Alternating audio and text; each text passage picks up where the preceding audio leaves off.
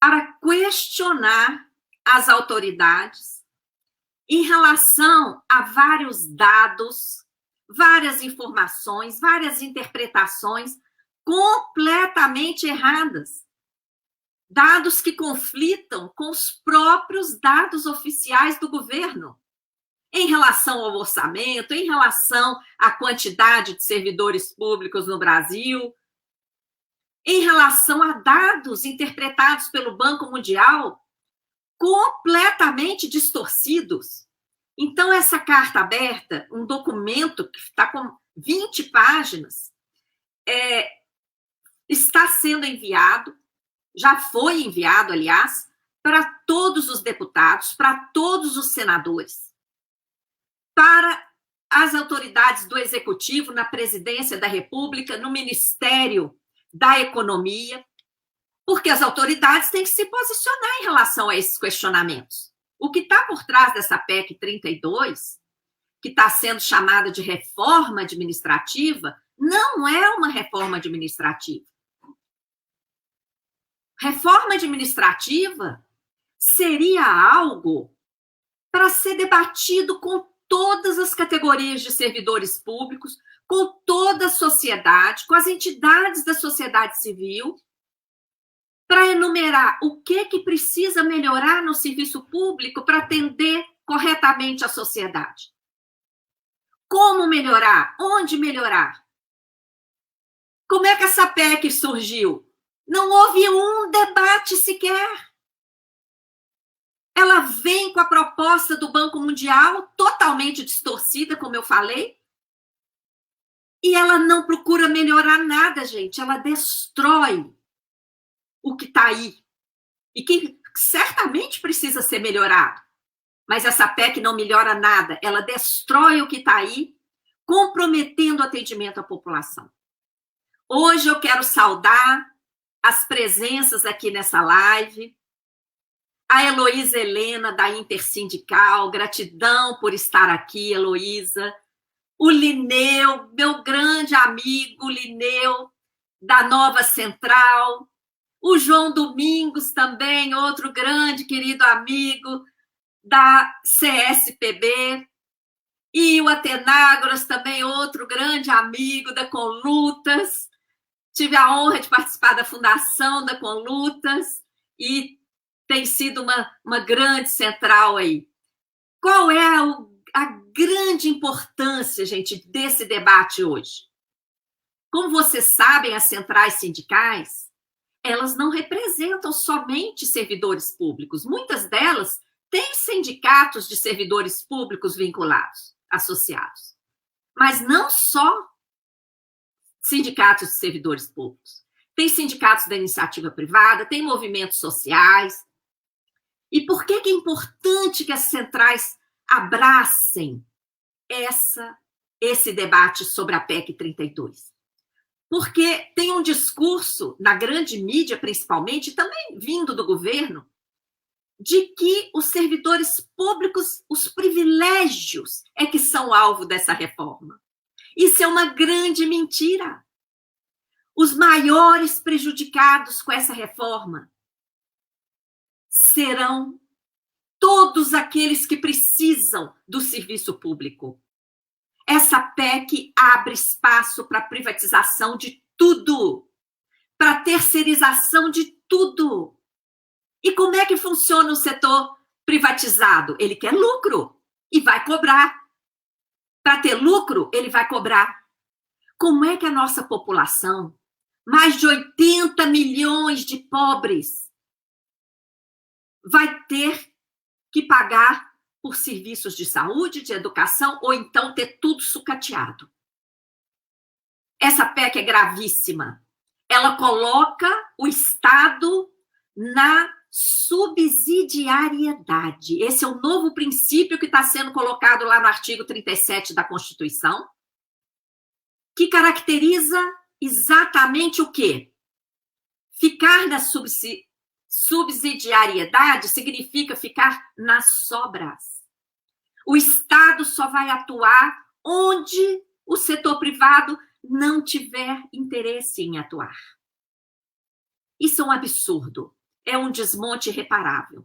Então, esse debate de hoje, com as centrais, vai abrir, ampliar o debate para toda a base da classe trabalhadora do país, que é isso que tem que chegar.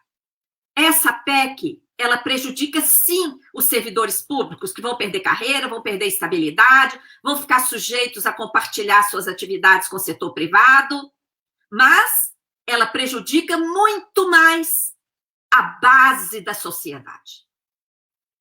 A sociedade como um todo, principalmente a classe trabalhadora, que tem sido massacrada pela sequência de reformas trabalhistas, da Previdência, cortes de direitos, etc. Agora, com desemprego, sendo empurrada para a informalidade e sem auxílio emergencial.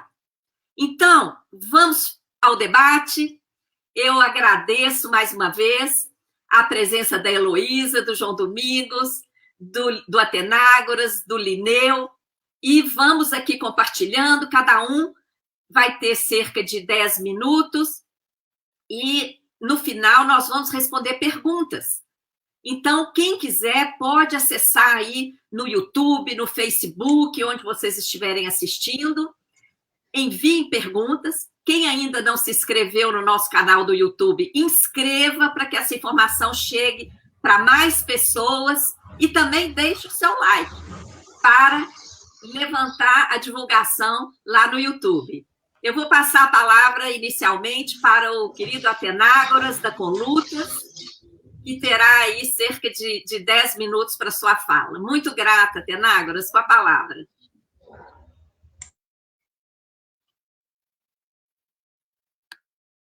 Fatorelli, bom dia, meus companheiros e a companheira das centrais sindicais.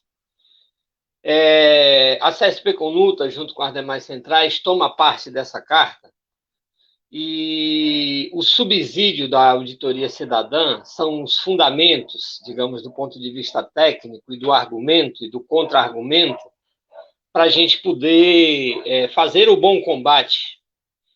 Então, eu queria te pedir licença, Fatorelli, e aos ouvintes, que eu vou falar aqui um pouco do sentimento que eu acho que tem uma parte dessa carta que ela destaca, que eu queria enfatizar. O que está se discutindo aqui, por isso a necessidade da gente juntar o conjunto da classe trabalhadora e suas organizações sindicais e populares para lutar contra ela, é porque trata-se da tarefa que nós temos de enfrentar uma ideia. Essa ideia, ela já está sendo enfrentada do ponto de vista fragmentado, digamos assim, na ofensiva que cada um de nós está sofrendo. Vou tomar 1 ou 2 exemplos, 3 aqui. Os nossos companheiros caminhoneiros, por exemplo, estão lutando, entre outras coisas, por conta da abusiva sequência de aumento de preço dos combustíveis. E a lógica da PEC 32 é a lógica da regra do mercado. Veja, a gente, quando consegue emprego e quando recebe salário, a gente recebe em real. E os combustíveis brasileiros são regidos pela lógica do mercado internacional, pela lógica do dólar. Não há controle nenhum da população. É esse mesmo efeito que cada dona de casa, cada dono de casa, cada trabalhador, cada família operária sente, pagando hoje o preço de um gás de cozinha que vai de 75 até 105 reais, a depender da região. Então, a lógica da PEC é a lógica de que coloca o Estado brasileiro. O que seria o Estado brasileiro, para a gente tentar nos incluir nisso? É cada imposto que a gente paga, é cada contribuição que a gente paga para o país, no trabalho, no salário, na compra do arroz, do feijão, da carne, do combustível, como citei, e o retorno. O papel de um país é dar um retorno social ao trabalhador, à massa trabalhadora, ao pequeno comerciante, ao pequeno proprietário, e hierarquizar o seu papel social, ou seja, permitir que o modo de vida da gente num determinado país seja assegurado as mínimas condições de dignidade a partir da política implementada. A política ultraliberal do Paulo Guedes e de Bolsonaro e de Mourão remete a nós péssimas condições de vida na atualidade. Então, eles buscam agora globalizar esse conjunto, essa ideia. E, portanto, nós não estamos discutindo apenas uma lei em abstrato. As leis têm efeito na vida de cada um de nós, e por isso é tarefa dos movimentos se unificarem na luta permanente contra esse nível de ataque à classe trabalhadora, às condições de vida da nossa classe. Eu dei o exemplo do gás de cozinha, dei o exemplo do combustível, da luta dos caminhoneiros, das famílias operárias, mas vejamos o que viveu o povo do Amapá. O povo do Amapá, eu estive em nome da CSP Comutas lá, reunindo com os movimentos sociais, estamos nos mobilizando para exigir reparação naquele absurdo que foi o caos vivido pelas famílias amapaenses.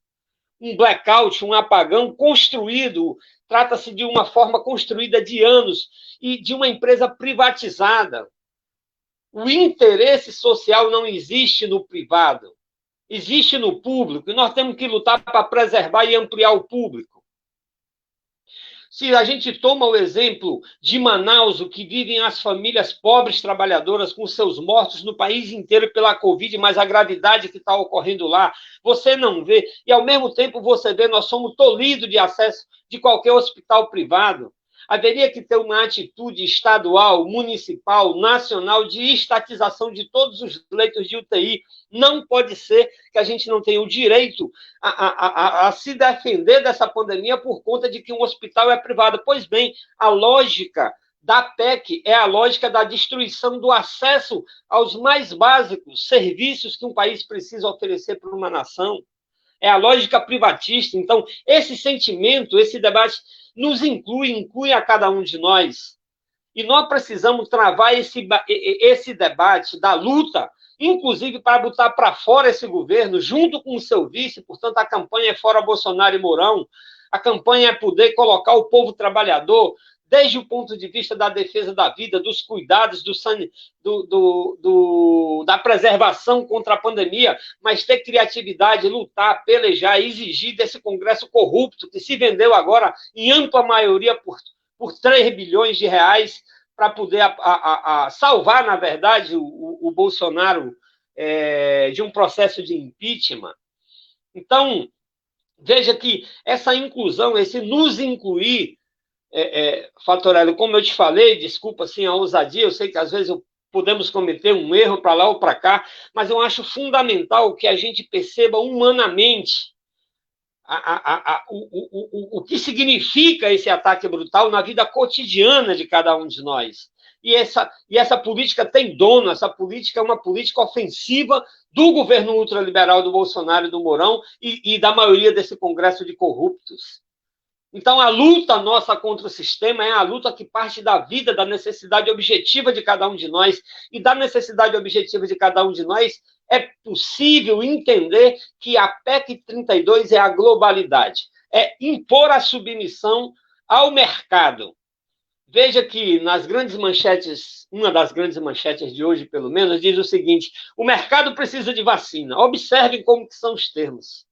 É o mercado, não são os seres humanos, não somos nós, trabalhadores. Uma pandemia com mais de 220 mil famílias chorando seus mortos, uma miséria minguada de vacinação, nos empurrando muitas das vezes para ter a ilusão de que, sabe aquele dito popular de farinha pouca, meu pirão primeiro, querendo nos dividir, porque primeira vacina para o professor, depois, não, primeira vacina para... Nós temos que obedecer à orientação científica, e se tem limitação de vacina, nos enquadremos e defendamos essa hierarquia, e denunciemos o monopólio, também a serviço do mercado, do lucro, que não coloca a vida humana como prioridade, que são os oligopólios, que é o controle dos grandes grupos farmacêuticos agora na produção e mercantilização da vacina. Então, a luta pela vacina, a luta contra a PEC, a luta pelo nosso direito, pela redução do preço dos alimentos, pela redução do preço do gás de cozinha, a luta não só para o retorno, né, mas para o fortalecimento de uma política social, de um auxílio emergencial. Outro dia, eu vou aproveitar de público, pedir para todos que estão nos assistindo, me ajuda aí se eu estou certo nessa conta. São 2,2 trilhões previsto no orçamento do país só para pagar juros e rolagem em serviço da dívida pública. 2,2 trilhões seria por um ano apenas de suspensão do pagamento da dívida, seguida de uma auditoria, que é a peleja principal, a razão de ser da Auditoria Cidadã da Dívida. Apenas um ano permitiria garantir para as mesmas 65 milhões de famílias, com um ano de suspensão do pagamento desse serviço, garantiria 2 salários mínimos para as 65 milhões de pessoas. E fica agora um debate, num desemprego desenfreado desse, um debate de que o governo quer de novo repor com apenas R$ 200, enrola os 2 primeiros meses do ano, empurra para que seja abril, maio e junho. E o debate do auxílio emergencial é um debate em defesa da vida, é um debate em defesa da subsistência e, portanto, é um debate, sim, que se combina com a luta contra essa ideia dessa PEC 32. E aqui eu queria fazer um diálogo com os movimentos sociais, com a dita oposição parlamentar de esquerda, que também não põe o dedo na ferida e que fica discutindo de onde que vai vir o dinheiro para o auxílio emergencial, quando nós temos que enfrentar a submissão do país à dívida pública, defender a imediata suspensão do pagamento da dívida. Ninguém ousa falar isso. Nem PT, nem PCdoB, nem PDT, ninguém mais defende essa bandeira tão histórica, inclusive organizada mundialmente pelas organizações da nossa classe. Então, nós temos que discutir, buscar a compreensão, na verdade, se apoiar na compreensão do nosso povo. O entendimento econômico da classe trabalhadora é sentido na alma, na vida, no convívio, no corredor da sala, na dificuldade do nosso filho ter acesso à educação e que eles também querem privatizar e que, submisso à lógica do mercado na educação, eles agora impõem a volta às escolas. Portanto, nós temos que apoiar a resistência dos educadores, da comunidade escolar em defesa da vida. Não, nós precisamos ter uma pauta, um programa emergencial. E dentro desse programa, sim, tem hierarquia a nossa luta. Por isso a importância da carta, os fundamentos, o demonstrar, né, das omissões, das manobras contábeis, das mentiras, tudo em detrimento do lucro.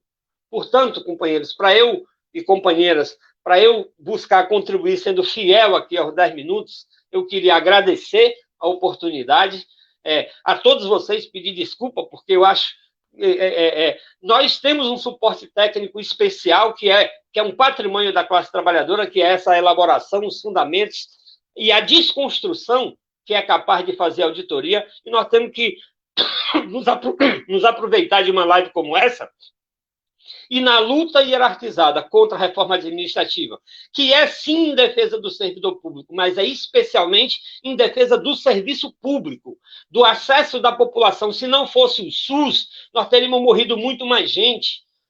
Então, nós precisamos fortalecer o SUS, defender a vida, defender o emprego, combater as demissões que estão passando os nossos companheiros da Ford, apoiar a luta dos caminhoneiros, apoiar a luta da educação básica, fortalecer o dia 21 agora, as caravanas pelo Fora Bolsonaro, fortalecer e potencializar a luta da mulher trabalhadora, que já está se organizando em plenárias pelo país inteiro no dia 8.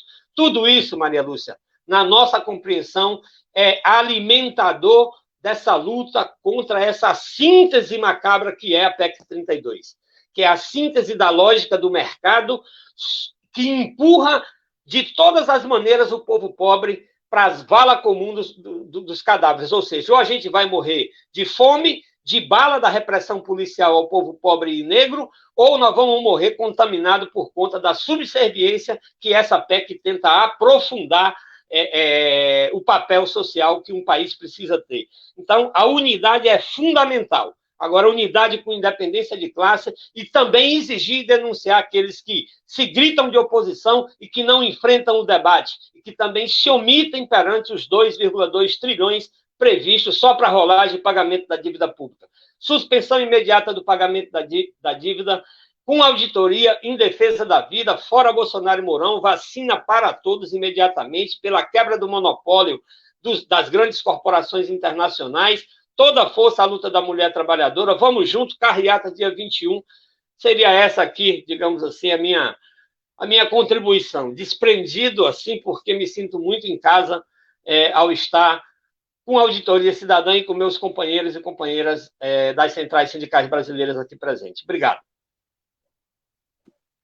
Nós que agradecemos, Atenágoras, sua brilhante e emocionante exposição. Você foi muito feliz ao trazer esses elementos, porque você falou muito bem, o orçamento, o projeto de lei orçamentária de 2021, o PELOA 2021, prevê 2 trilhões e 200 bilhões para a dívida.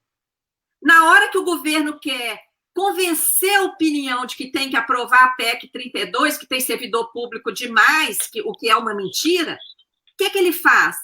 Ele some. O gráfico que o governo apresenta quando ele vai apresentar a PEC 32, ele esconde esse gasto com a dívida. Ele só apresenta os outros gastos, com a manutenção do Estado, e fala que o orçamento está engessado. Foi muito importante também você falar do auxílio emergencial, porque é uma violência deixar a população sem auxílio emergencial nesse momento de pandemia, de desemprego, de impossibilidade de exercer até as atividades informais, e enquanto a Bolsa Banqueiro, a remuneração diária da sobra de caixa dos bancos, está sendo paga religiosamente. Para isso tem dinheiro. Tá? E a contradição, né, que nós vivemos aí no parlamento. Acabou de ser aprovado o projeto de independência do Banco Central. E isso tem a ver com o que você falou do preço da gasolina, do óleo diesel, da greve dos caminhoneiros. Por que o preço está subindo desse jeito? Por causa da política de preços da Petrobras. E qual foi a justificativa para colocar o Banco Central independente? Ele vai controlar a inflação. Gente, olha que aberração! A inflação no Brasil é provocada pelo aumento dos preços administrados. Gasolina, combustível de todo tipo, diesel, gás de cozinha, etc. Planos de saúde, energia, telefonia. Isso é que faz a inflação subir junto com o preço de alimentos.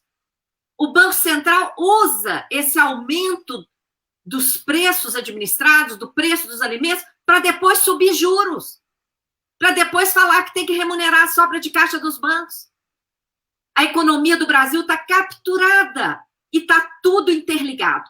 Por isso que na campanha é hora de virar o jogo, nós colocamos todos esses peões no tabuleiro, tá? E está tudo interligado. Mas vamos ouvir agora a querida Heloísa Helena, da Intersindical, que também terá seus 10 minutos aqui para trazer a sua contribuição ampliando esse debate. Muito grata, Heloísa. Bom dia a todas as companheiras, companheiros, bom dia, Maria Lúcia, a cada um dos companheiros que está aqui com a gente. Acho que de primeiro, dizer da ampla concordância que acho que todos nós aqui vamos ter em torno do tema da reforma administrativa, né? Muito daquilo do que a Maria Lúcia, inclusive, já começou na primeira fala, né, já fez aquela introdução. Quando a gente fala da reforma administrativa, acho que precisamos pontuar também que não se trata propriamente de uma reforma administrativa, é uma reforma profunda de Estado, é uma reforma de Estado aos moldes daquilo que já aconteceu nos anos 90 e que é responsável pelo tanto de terceirização que a gente tem em serviços como a saúde, que abriu as portas para os CIPs, organizações sociais, empresas privadas, empresas de caráter público, mas que estão, né, como a EBSER, por exemplo, toda a porta que foi aberta nos anos 90 naquela reforma do Bresser Pereira, e que, mais uma vez, é uma reforma profunda de Estado para inverter a lógica do Estado brasileiro, né? O Estado brasileiro, que tem por princípio um Estado que vai prestar o serviço público, que passa a se tornar, como a Maria Lúcia também já colocou, dentro desse novo princípio que querem impor dentro do projeto da reforma, o princípio da subsidiariedade, o Estado passa a servir a iniciativa privada, o Estado passa a ser subsidiário à iniciativa privada. Além de abrir as portas para um processo profundo de precarização, terceirização, privatização, é um processo também de tornar o Estado brasileiro um instrumento das grandes empresas, dos grandes monopólios, que vão se usar da estrutura tornar educação, saúde, segurança, tudo aquilo passar a ser passível do jogo do mercado, e nos setores, nos serviços, nas regiões, onde as empresas avaliem que, não, aqui não dá lucro, aqui não é possível arrancar lucro, daí lá vai sobrar o Estado para intervir, né? E no restante dos serviços fica sempre, de novo, a iniciativa privada usando do serviço público para arrancar recursos.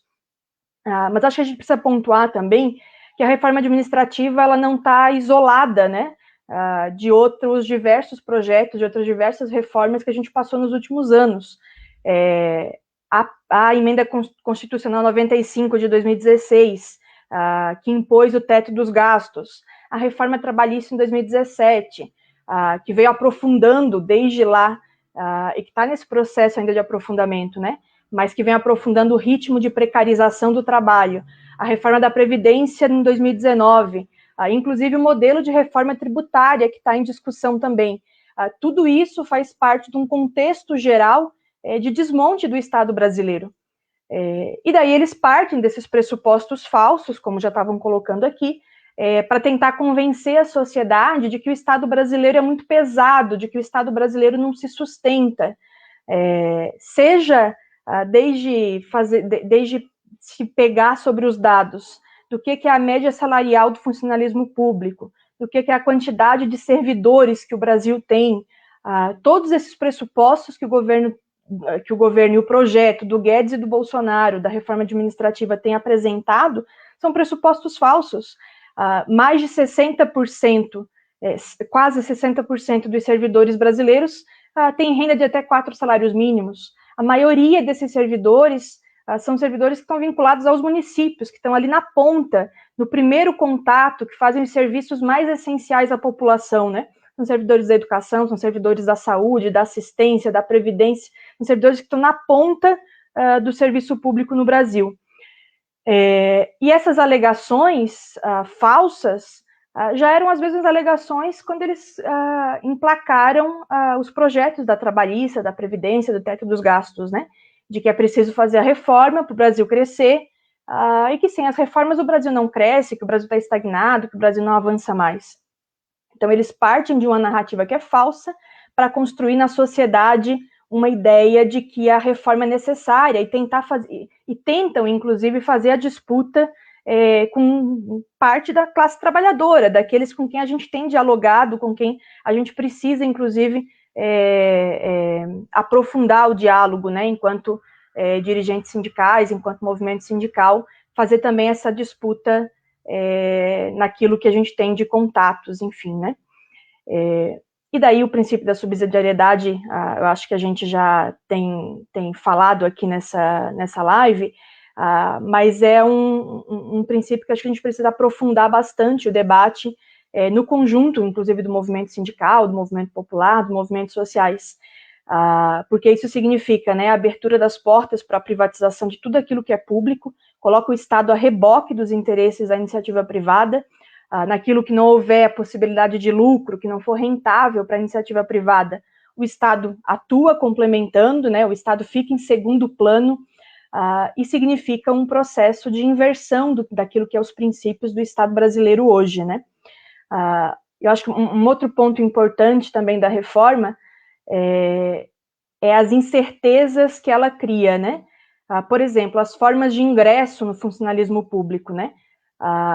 Dentro dessas diversas formas de ingresso no funcionalismo público que estão lançadas na reforma, passa pelo enfraquecimento do regime próprio de previdência, porque coloca servidores públicos dentro do regime geral, e o próprio anúncio do governo de que a reforma vai ser feita em etapas, que o projeto da PEC é um primeiro projeto que, se aprovada, as mudanças vão passar a ser feitas depois através de projeto de lei. E daí entra, inclusive, as formas de contratação, né? Mesmo naquilo que existe hoje, alguma previsão em alguma norma, como, por exemplo, os cargos típicos de Estado, depois de uma reforma aprovada, se aprovada, né? E daí acho que passa também por a gente conseguir fazer o debate, fazer a disputa na sociedade, mas conseguir mobilizar para fazer o enfrentamento, de fato, de tentar derrotar essa reforma. Mas se aprovada a reforma, inclusive as formas de contratação vão ser remexidas depois através de projetos de lei. Ou seja, o que o governo está propondo é que se aprove uma reforma que não se encerra nela mesma, que é uma reforma que está abrindo porta para que outras reformas entrem, e que, nesse momento, o governo se nega a dizer o que vai impactar nisso depois, quais que são as mudanças que eles querem impor depois, né? Porque qual que é o impacto dessa reforma, tanto para os servidores públicos, quanto principalmente para a população usuária do serviço público? E daí tem muito acordo com aquilo que a Atenágoras falava agora.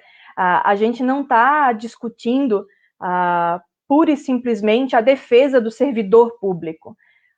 É a defesa do serviço público, é a defesa da existência do serviço público que atende a população brasileira hoje. O desmonte pro servidor público, ele passa por passar a estar vedado, estar proibido adicional por tempo de serviço, por passar a estar proibido efeito retroativo de reajuste, a passar a proibir licença-prêmio, qualquer licença por tempo de serviço, progressão por tempo de serviço. Mas o que isso significa na prática para a população? Significa um serviço público muito mais precarizado, uma rotatividade muito maior do que a gente tem hoje, porque embora a gente já tenha hoje uma parcela do serviço público com contratos precários, com contratos temporários, com os tais contratos ACTs, como são chamados em muitos estados, em muitas regiões, o impacto disso serve também ao servidor público, mas serve principalmente à população usuária, que vai encontrar um serviço público mais precário, com uma rotatividade, e que não vai encontrar um servidor prestando serviço, que está vinculado àquele serviço, e que está dentro daquele serviço, conhecendo o serviço como um todo, né? O troca-troca de função, o troca-troca de cargo, o troca-troca de contratação se aprofunda muito mais.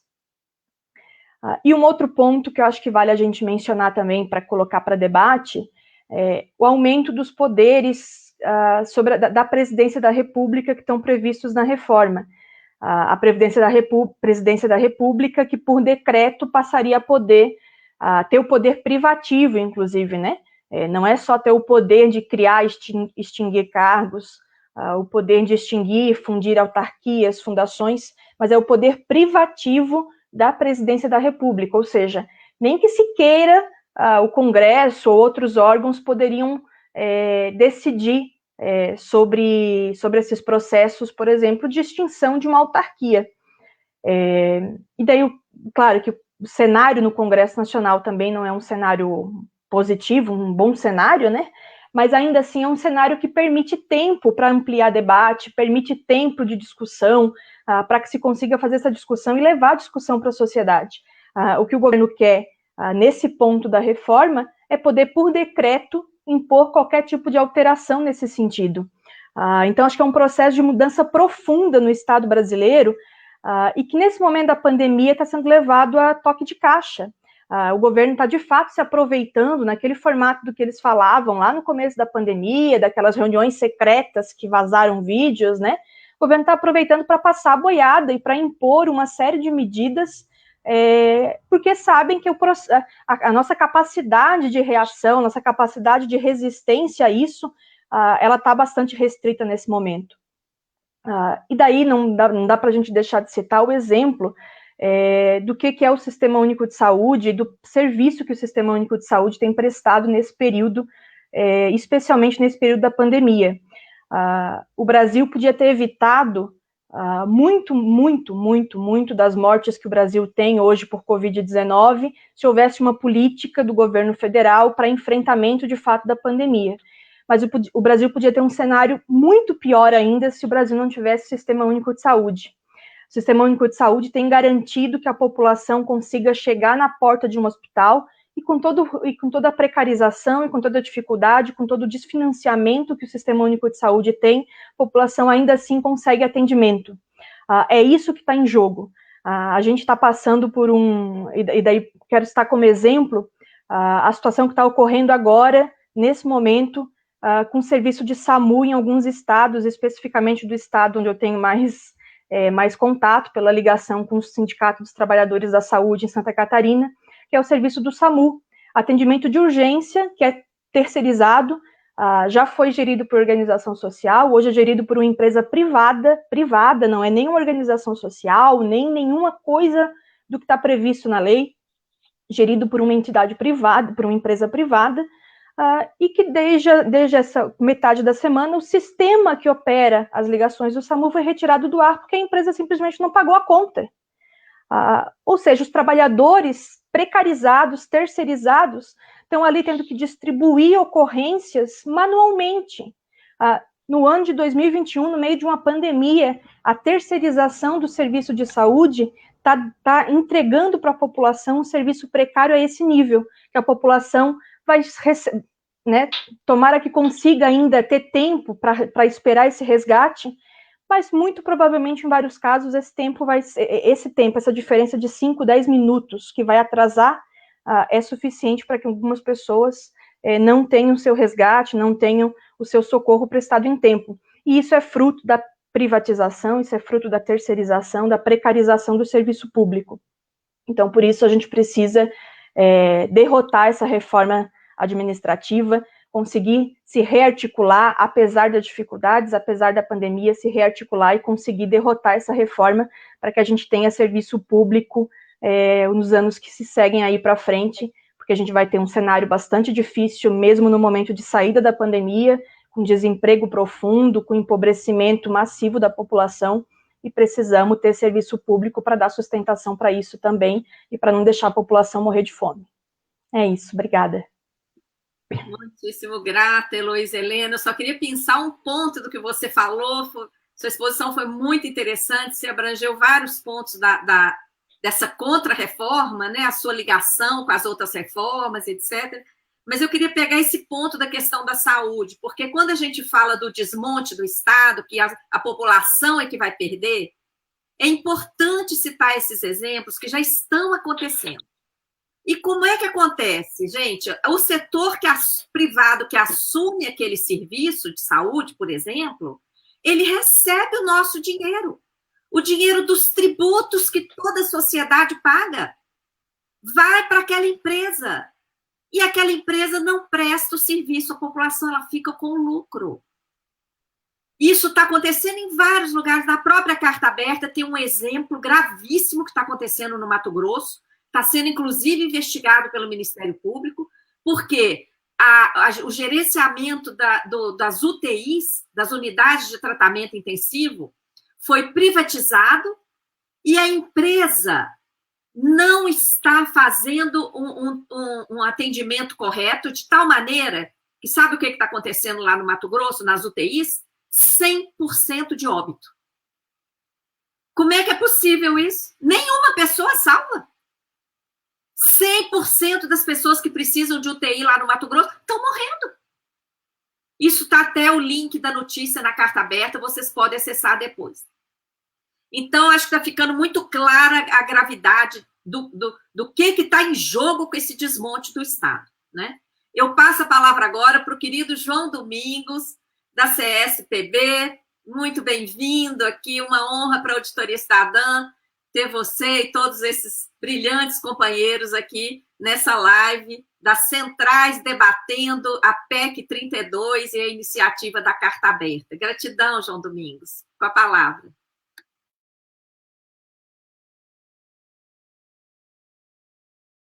Abre seu microfone, João. Desculpa. Pronto, está aberto. Obrigado pela oportunidade. É um privilégio falar aqui nesse seu ambiente que dialoga, com certeza, com qualidade com o Brasil inteiro.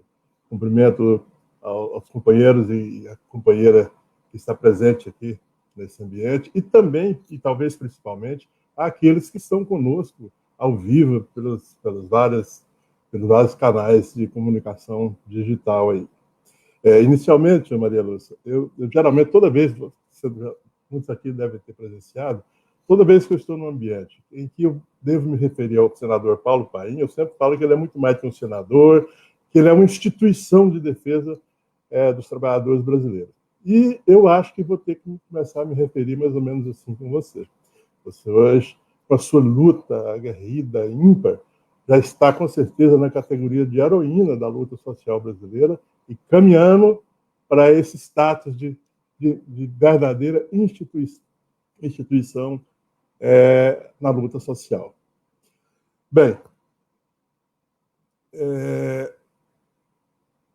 talvez eu não fale aqui muito sobre os aspectos mais técnicos e narrativa, porque esse tem sido mais explorado, tem sido mais divulgado nas milhares e milhares de intervenções que os lutadores sociais têm encampado. Até porque eu quero me concentrar muito no que eu imagino que seja uma grande preocupação, que é como superar essa questão.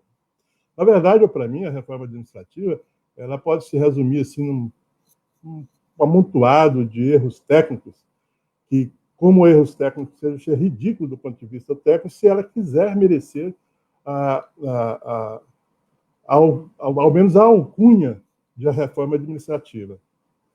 Ela é também um amontoado de defeitos jurídicos, inclusive constitucionais, o que provavelmente a impedirá de prosperar se for realmente aprovada.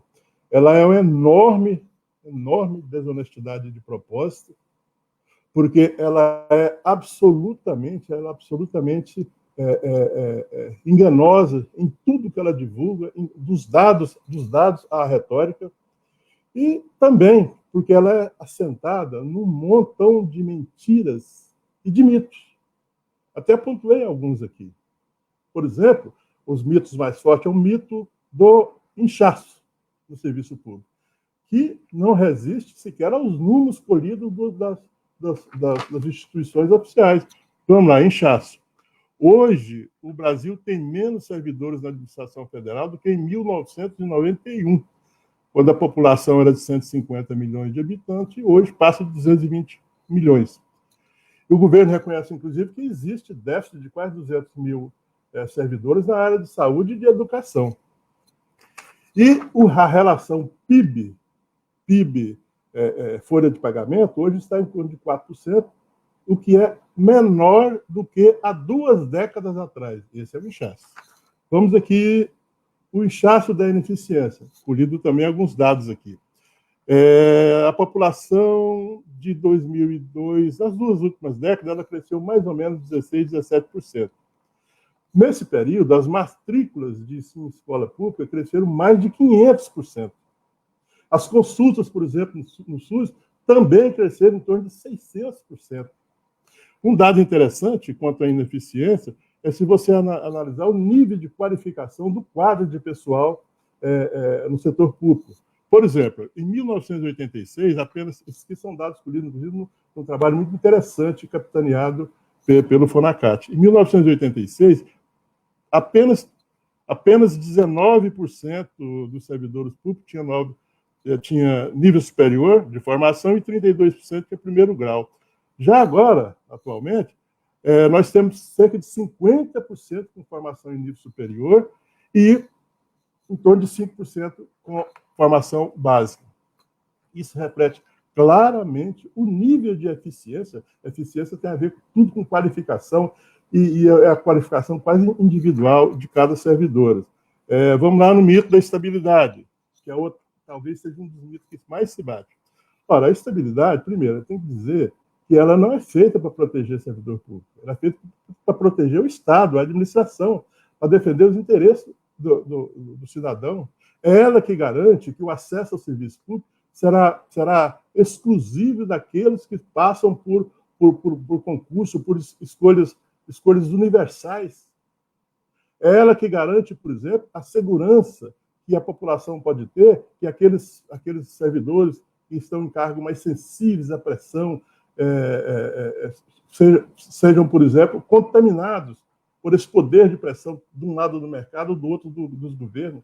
Ela que garante, por exemplo, que o servidor público vai ter segurança para não se envolver em corrupções do tipo rachadinha. do tipo rachadinha, por exemplo. Você não vê um servidor de carreira envolvido nesse tipo de mazelas que dizem que é a estabilidade, porque eles querem traçar um paralelo direto de estabilidade com impunidade, o que não é verdade. A administração pública, só a federal brasileira, ela demite, em média, 500 servidores por ano.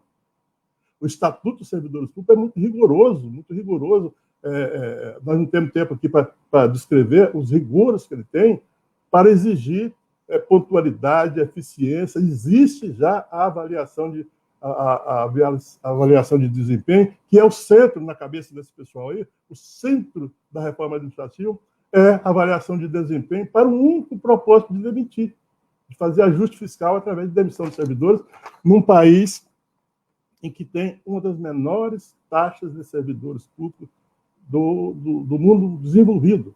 Para pegar um dado da OCDE, por exemplo, que o governo gosta de citar, o Brasil, a média de servidores públicos nas administrações dos países mais desenvolvidos, da OCDE, está em torno de 22%, no Brasil está 12%.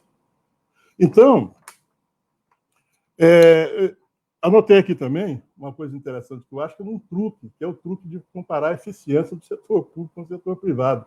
Isso é uma malandragem, uma traquinagem.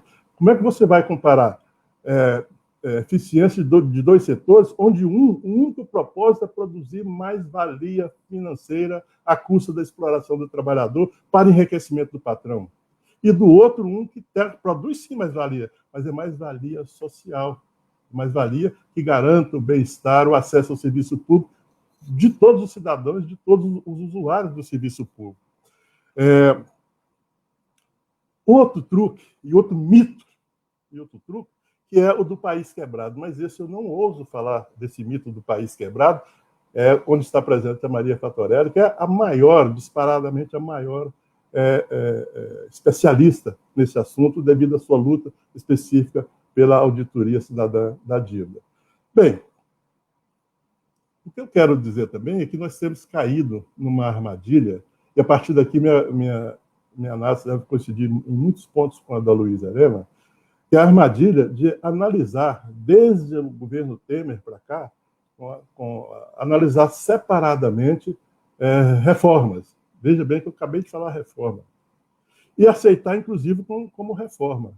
Então, pontualmente, você tratou da reforma da Previdência, que não é reforma, era o fim da Previdência, era o fim da aposentadoria no país, e vai trazer a miséria social, com certeza, em níveis sequer imagináveis hoje. Esse vai ser o resultado da reforma da Previdência. A reforma trabalhista, que não foi reforma trabalhista, ela foi, na verdade, o fim dos direitos trabalhistas, o fim da relação de trabalho decente e civilizada, trazendo de volta praticamente uma situação de relações de trabalho lá do colonialismo, até mesmo, de certa forma, até análogo à escravidão. Mas o que eu quero dizer é que, para combater tudo isso, nós temos que combater o modelo do Estado. Nós estamos diante de uma situação, de uma escadinha que vem nada, por exemplo, do neoliberalismo do Estado mínimo, do neoliberalismo do liberalismo do Estado necessário, do neoliberalismo do Estado mínimo. Estamos agora no ultraliberalismo, que é do Estado nenhum. Estado nenhum, na sua dimensão de prestador de serviço público, de garantidor da justiça social, etc. E mais, reduzindo o Estado a não mais do que 4 funções. 4 aparatos, na verdade. É o aparato repressor, para reprimir quem combate esse regime.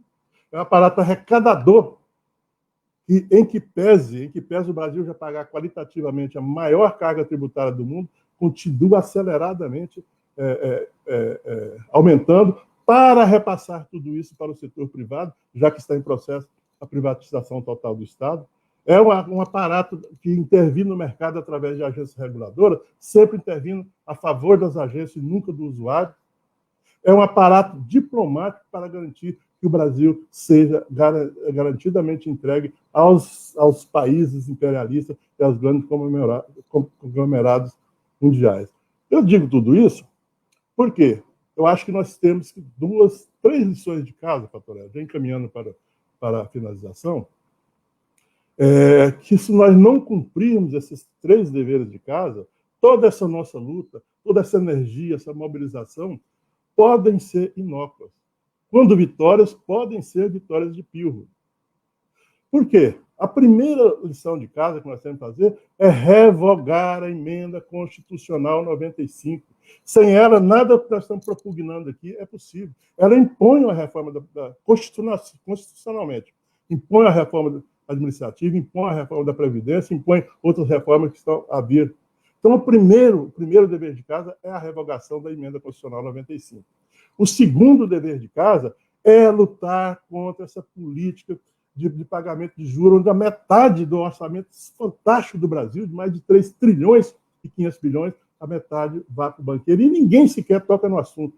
Eu queria, Fatorello, saber quanto seria, mais ou menos, você reduzir 10 pontos percentuais na dívida, no chamado serviço da dívida, quanto ele teria impacto positivo na administração pública. Então, essas duas primeiras lições de casa, para mim, ela tem data, é 2022. Não tem como resolver. Nós temos que, em 2022, mudar, sobretudo, o Congresso Nacional. Além, claro, do governo executivo, se é que pode ser até dizer, chamado de governo. Mas esse 2022 é um ano que, se nós não fizermos nossa lição de casa, nós deveremos calar-nos por mais 2 ou 3 décadas. Temos que mudar o Congresso, principalmente. Porque um Congresso dessa qualidade, se a gente colocar o Papa Francisco, que para mim é o maior líder social do mundo, lá na presidência da República, ele vai fracassar. Então, enquanto, até que chega 2022, para nós cumprirmos essas 2 lições, só votar em quem tenha compromisso com a revogação da emenda constitucional 95 e acabar com essa política de juros, daqui até lá vem o grande dever de casa, que é esse, por exemplo, que tem a função dessa nossa Carta Unitária, da unidade da classe trabalhadora, que é de levar para a população todas as informações que nós temos, mais ou menos, dentro de um círculo mais fechado dos lutadores, dos ativistas, etc. É fazer a população perceber que, por exemplo, essa reforma administrativa, ela atinge, sim, o servidor público, porque atinge 2 vezes, entre outras coisas, nós vamos perder nosso emprego, nós vamos diminuir nosso salário. Mas o grande atingido é a população, é o usuário do serviço público, que já paga qualitativamente a maior carga tributária do mundo e não tem serviço público em troca, nem em quantidade, nem em qualidade. Essa é a grande lição de casa para, em 2022, virarmos o jogo. E, para isso, são fundamentais instrumentos e ferramentas como você e sua militância, enfim, e tudo mais que você representa. Me desculpe ter ultrapassado um pouco o tempo, mas 10 minutos para o sindicalista é pouco mais do que introdução, hein? Obrigado. Muito grata, querido João Domingos. Sua fala foi brilhante também. Eu agradeço pelo reconhecimento do nosso trabalho, da Auditoria Cidadã da Dívida, e é um trabalho coletivo. E, olha, isso, para mim, pessoalmente, isso dá sentido à minha vida. Eu só tenho que agradecer pela oportunidade de poder fazer esse trabalho, porque isso me faz sentir viva, participando da sociedade. Na sua fala, eu queria pegar aí um ponto, quando você falou da necessidade de mudar esse modelo, né? Porque esse modelo, gente, não é um acaso. O modelo tributário que está aí, que sacrifica os pobres com o consumo, isso não é um acaso, ele é desenhado, ele é projetado para ser assim.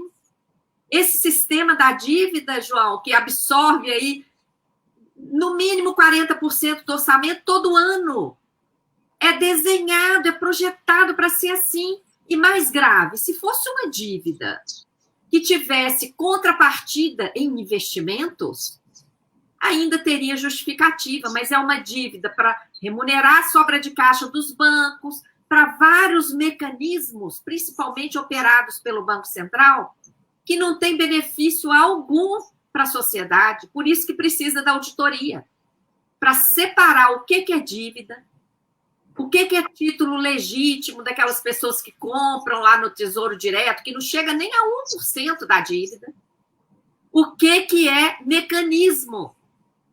2 trilhões de título em poder do Banco Central sendo usado para banqueiro. Então, a auditoria vai fazer essa separação e dar o devido tratamento. Eu queria agora passar, por último, a palavra para o querido Linneu, que está aqui representando a Nova Central, para encerrar essa parte inicial da nossa live, das exposições. E eu estava dando uma olhada aqui, chegaram muitas perguntas. Eu agradeço a equipe da Auditoria Cidadã, o Edmar, o Vitor, o Daniel, estão lá selecionando as perguntas para a gente. Eu vou depois fazer uma leitura de algumas perguntas e passo para uma outra rodada rápida de cada um aqui para responder, porque não vai dar tempo de responder uma por uma, porque, gente, graças a Deus, nós estamos com centenas de pessoas nos acompanhando aqui ao vivo. Todas, por favor, deem seu like, compartilhem, para que mais e mais pessoas acessem. Gratidão também ao Vinícius, que está aqui cuidando da parte técnica, que está dando tudo certo. Vamos lá, Linneu, com a palavra. Ok, Maria Lúcia, muito obrigado. Mais uma vez, uma oportunidade extraordinária de estarmos juntos, debatendo causas tão importantes, que é a causa do interesse geral, especialmente das pessoas de bem. Mas eu quero dizer a vocês, eu falando aqui em nome da Nova Central, como secretário do Plano Setor Público na Nova Central, eu não poderia iniciar a minha fala sem dizer que nós, da Nova Central, inclusive, estamos de luto. Há uma semana, nós perdemos, né, enquanto pessoa, o nosso grande líder, José Calixto Ramos, nosso amigo, o nosso companheiro, o nosso parceiro, o nosso irmão. Pessoa com quem eu aprendi muito, mas nós também conhecemos a nossa vida e sabemos como que as coisas se dão na nossa vida, mas existem perdas que parece que elas serão irreparáveis. Mas o seu legado para nós é um valor muito grande. Com respeito à nossa pauta, debater sobre a PEC, a Proposta de Emenda Constitucional número 32, 2020, a partir das falas, né, seja da abertura, da fala do Atenágoras, ou da Heloísa, do João Domingos, claro, pessoas preparadas, pessoas, né, efetivas na luta e pessoas que são, entre muitas outras, que contam com a minha admiração e a gente está sempre aprendendo junto. Mas, para mim, restou, talvez, pontuar algumas coisas, porque eu acho que as falas já foram completas, né? Mas a PEC 32 é uma PEC realmente perversa para a sociedade brasileira. Como já foi falado, quando ela, bem dizer, ela acaba com a estabilidade do serviço público, veja bem, é com a estabilidade do serviço público, do servidor público, que os servidores públicos aqui do estado de São Paulo, do Butantã, estão trabalhando 7 dias por semana, e não é nada de elogio ao governo Dória, é a capacidade técnica da área científica e de todos os servidores que ali estão, que tem empenhado e demonstrado a importância da vacina e corrido atrás. Da mesma forma, como a Heloísa já falou, os servidores do SUS, os trabalhadores da saúde, né, estão lá na frente fazendo atendimento. Isso é estabilidade. Também os servidores que trabalham e atuam lá na Anvisa, que tem, inclusive, às vezes, enfrentado o governo, até o seu diretor, tecnicamente posicionando. Esses servidores precisam de estabilidade. Por isso que a estabilidade no serviço público é essencial. Porque o que está sendo proposto nesta PEC não é uma reforma administrativa, é uma destruição da capacidade da máquina pública agir em favor da sociedade. Porque ela cria 5 modelos, né, de contratação. Todos eles são frágeis. O único que tem traz uma estabilidade é os cargos típicos de Estado. Que no presente momento, em cargos típicos de Estado, já estão se contratando, inclusive terceirizando serviços. Mas, mesmo assim, para os cargos típicos de Estado, terá 2 anos de estágio probatório e depois tem mais 1 ano de estabilidade que tem que ser comprovado, ou seja, são 3 anos, ele entra no 3º ano na estabilidade, sujeito também a ser exonerado. Traz para todos os sistemas de contratação um sistema frágil. A Heloísa falou da reforma trabalhista. Estão agora buscando como implantar a reforma trabalhista, que foi um desastre, né, no Brasil. A reforma trabalhista, ela mentiu, enganou, dizendo que traria emprego, e foi uma fragilidade, né, do trabalho, inclusive da produção e tantas outras coisas. Estão colocando isso na administração pública. Traz no seu bojo um tipo de contratação que é por prazo indeterminado, ou seja, nós já temos essa previsão, né, de contratação por prazo indeterminado para atender emergências e várias outras coisas. Da forma que traz, que está colocada na PEC, quando ele fala de cargo vinculado por prazo indeterminado, lá no primeiro item já está dizendo, inclusive, para substituir o grevista. Ou seja, é acabar com a articulação sindical. Porque no serviço público se faz greve para abrir negociação.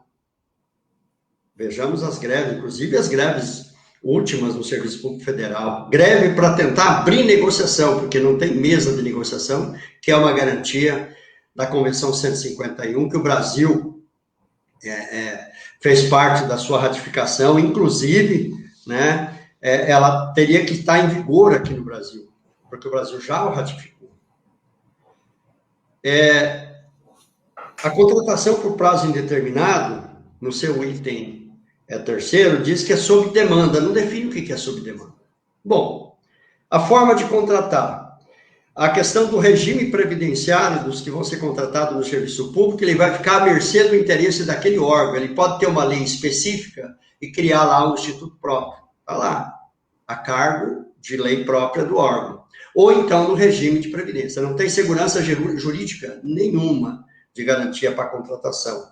Então, o serviço público, a sociedade que precisa do serviço público é que vai pagar por isso. A nossa ação, ela, de princípio, é uma ação corporativa. Nós lutamos pelo nosso servidor, pela nossa base, pelo nosso associado. Mas por isso que é importante esse debate com as centrais sindicais, como já foi falado aqui, as centrais, ela agrega todas as categorias. Toda a classe de trabalhador no Brasil precisa de serviço. Então, essa reforma é uma reforma que destrói a máquina pública. Ela vem de uma forma que é para levar as maiores desgraças na condição da sociedade menos favorecido, que precisa de serviço público. Ou seja, é a terceirização total, assim como já trabalharam na nossa desindustrialização, e aí vem quem que está dominando isso? Quem que está por trás de tudo isso? Quem está por trás de tudo isso é o capital especulativo financeiro, como já foi colocado aqui pelo Antenágoras. A previsão, a LOA deste ano, prevê 2 trilhões e 300 bilhões de reais só serviço da dívida. E com certeza nós vamos terminar 2021 devendo mais 15%, 20% a mais. Ou seja, esse ano a previsão, mais de 50% vai só a serviço dos bancos. Até onde nós vamos? Será que nós não precisamos mudar, talvez, a estratégia de luta? Porque a estratégia da ação da Auditoria Cidadã da Dívida, de tornar isso claro, como falou o presidente João Domingos, o trabalho que a Maria Lúcia faz é um trabalho inquestionável na coordenação, ela carrega isso. Eu tenho procurado colaborar com a Auditoria Cidadã da Dívida, mas faço muito pouco. Faço parte do Núcleo São Paulo, da Auditoria Cidadã da Dívida, mas a gente talvez faz muito pouco. Mas onde estão a ação que nós precisamos ter das centrais sindicais? Trazer o DIEESE para esse debate, que o DIEESE é muito importante. Inclusive, o DIEESE tem uma nota técnica sobre a PEC 32, que é uma nota muito fácil de ler, de entender. Parabenizo o trabalho do Diese, mas nós precisamos incorporar todos nessa luta. Essa carta aberta, ela traz ali todos o seu detalhamento e tudo, não tem nada de coisas de notícia falsa, como o governo engana, né? Ele vai lá, compra o deputado com emendas, mas fazem as justificativas falsas, como falou o João Domingos, não colocam a realidade. O trabalho da Auditoria Cidadã é fundamentado em dados reais do próprio governo. E aí a gente fica triste, porque às vezes deputado, a gente tem muita amizade, né? Fiquei muitos anos atuando dentro do Congresso Nacional, representando a nossa CSPB, né? Porque também sou secretário-geral da CSPB, atuando, conheço muitos deputados, inclusive de partidos que estavam ligados ao governo, sempre apoiando os governos, e a gente sempre tem uns apoios. Hoje a gente vê a maioria dos deputados vendidos, né? Vendidos a estes sistemas. Eu acho que a gente precisa debater, precisa mudar a estratégia. Eu acho que a eleição de 2022 tem que começar a debater agora. E nós precisamos começar a criar, talvez, trabalhar nas redes sociais, organizar o debate do mapeamento que nós estamos fazendo de cada parlamentar. E começar já a informar a sociedade quem são eles, porque o ano que vem eles vão vir com mentiras pedir voto. Nós estamos debatendo no conjunto que Estado nós queremos dentro da situação que está. Porque senão é 50 anos para a gente voltar atrás. Né? Como já foi colocado aqui, isso já vem há anos. Né? Vem lá do governo Fernando Henrique, mas eles começaram a efetivar de vez com a emenda 95, limite de gasto, reforma trabalhista, reforma previdenciária. Então, vejamos os problemas que nós estamos sentindo nos estados. Ontem, por exemplo, nós tivemos uma audiência pública aqui em São Paulo para debater um PDL que derruba um decreto do governador do estado que definiu no nosso sistema de previdência a cobrança de contribuição previdenciária dos servidores estaduais que ganham de salário mínimo até o teto do INSS. Ou seja, nós já vimos contribuindo, aposentou, agora tem que voltar a contribuir de 12% a 16%.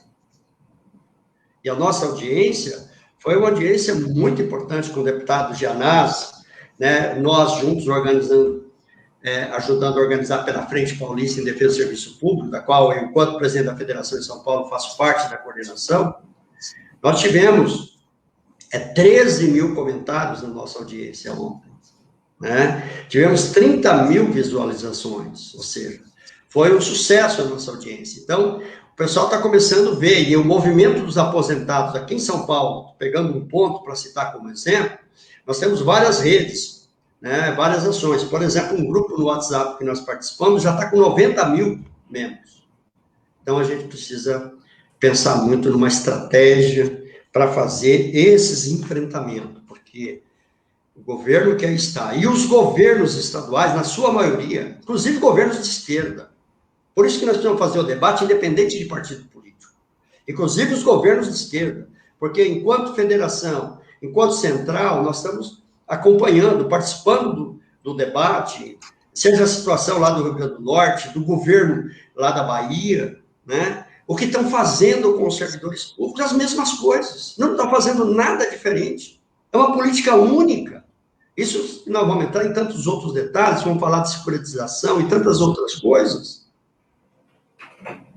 Está precisando a gente talvez mudar um pouco a nossa estratégia de luta, usar as ferramentas que temos, né? Porque nesse momento de pandemia está se usando, os governos abusando de todos nós. Nós estamos vivos, estamos aqui debatendo, por isso que eu valorizo muito esses momentos, agradeço aí essa participação nesse momento com pessoas, né, tão lutadoras, como conheço, né, o Antenagras, quantas vezes a gente já debateu junto, quantas coisas, seja em audiência pública, né, seja nos eventos lá no Ceará, da mesma forma, a Luísa, e o presidente João Domingos é meu chefe, então preciso... Estamos aqui. Mas, Maria Lúcia, muito obrigado, obrigado aos que nos ouvem. Vamos estar juntos nessa luta, vamos seguir todas as ações da Auditoria Cidadã da Dívida, vamos publicizar o máximo possível a nossa carta aberta, as ações, a hora de virar o jogo. A hora de virar o jogo é agora. É agora que nós precisamos se preparar para nós termos uma condição de dar uma resposta muito melhor em 2022. Porque nós vimos os resultados das eleições municipais, o resultado da eleição do presidente da Câmara e do Congresso, mas a força está no povo. E por isso que nós aqui estamos. Eu agradeço essa oportunidade extraordinária de falarmos com tantas pessoas sobre a sua coordenação, Maria Lúcia. Gratidão imensa, querido Linneu, muito grata pelo que você tem feito lá no núcleo da Auditoria Cidadã em São Paulo, junto com demais lutadores e lutadoras lá, Carmen Bressani coordenando, e por suas palavras. Eu acho importante pensar aí da sua fala, quando você coloca que esse desmonte vem desde Fernando Henrique, sem dúvida. Agora, aprofundou a partir da emenda 95. E qual foi a justificativa para aquela emenda 95? A justificativa para aquela PEC que congelou tudo, mas deixou a dívida fora do teto? Da mesma forma que a justificativa para a reforma trabalhista, da Previdência, as privatizações, etc., é a crise. Tem um microfone aberto aí, gente. A crise tem sido a justificativa para todas essas reformas. E que crise foi aquela ali em 2015? Uma crise fabricada pela política monetária do Banco Central. Eu acho que essa é a grande contribuição que a Auditoria Cidadã dá ao mostrar como que aquela crise foi fabricada, gente. Nós estamos vivendo um cenário fabricado. Um cenário de terror que está justificando todo esse conjunto de reformas. Na carta aberta tem link para vídeos, artigos, estudos que comprovam essa questão da fabricação da crise, derrubou o PIB em 7% ali em 2015, 2016, sem nenhuma justificativa, tá? Para criar um ambiente, né, que está sendo muito útil para esse desmonte, né, sequencial aí com essas sucessivas reformas, privatizações, etc. Mas eu vou fazer então, gente, o seguinte, como chegaram muitas perguntas, eu agradeço aí as pessoas que estão participando, que enviaram. Eu vou ler algumas aqui que o nosso pessoal selecionou e peço que os nossos brilhantes palestrantes, o Atenágoras, a Heloísa, o João Domingos e o Linneu, anotem o ponto que eles querem comentar, porque não vai dar para responder uma a uma, não é? Senão vai ficar muito longo. Eu vou ler aqui uma sequência de perguntas que chegaram, e aí vocês podem anotar o que vocês querem responder, e a gente abre uma rodada de no máximo 5 minutos depois para cada um, pode ser?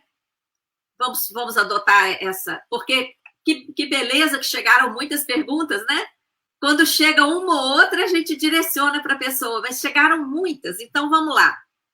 O Fabiano Cavalcante coloca aqui, o Brasil é um país rico, mas desse jeito pode quebrar. Uma lástima. O que fazer? Como agir? Só há desmonte, absurdo.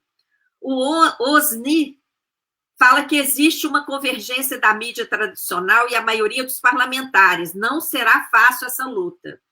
O Carlos Tretel faz uma proposta. Seria bom convidar partidos políticos para subscreverem a carta, até para que os presidentes dos eventuais partidos parceiros participem à frente de uma live semelhante a essa de hoje. O que acham? Abrir para partidos? Na verdade, os partidos estão sendo questionados, né? Porque eles vão ter o poder de votar, né? Mas eu deixo para os nossos convidados responderem. O RM Mantovani coloca: é só um desmonte para que os pobres paguem pela saúde e educação. A Sueli Astolfi: com tanto dinheiro sobrando, por que deixar a população à mercê da miséria? A Gleice Rodrigues, gratidão, Gleice, por estar aqui, fala: excelente iniciativa, que as centrais sindicais se coloquem à altura dos desafios que a classe trabalhadora tem neste momento.